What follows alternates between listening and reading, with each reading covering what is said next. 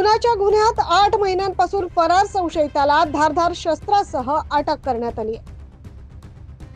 नाशिक शहर पोलीस आयुक्तालयाच्या आडगाव पोलीस ठाण्यात दाखल असलेल्या खुनाच्या गुन्ह्यातील एका संशयिताला अटक करण्यात पोलिसांना यश आलंय। हा संशयित गेल्या 8 महिन्यांपासून फरार होता। जनार्दन स्वामी मठाजवळील बटुक हनुमान मंदिरासमोर गुन्हे शाखा युनिट 1 च्या पथकाने ही कारवाई केली आहे। विजय पाटील असं या संशयिताचं नाव आहे।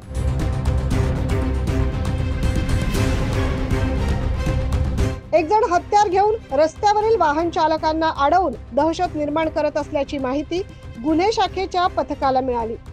त्यानंतर पळून जाण्याच्या तयारीत असलेल्या संशयित विजय पाटील याला पथकाने त्याच्यासोबत असलेल्या तलवारीसह अटक केली आहे। या संशयितावर बेकायदेशीर तलवार बाळगल्याप्रकरणी गुन्हा दाखल करण्यात आलाय।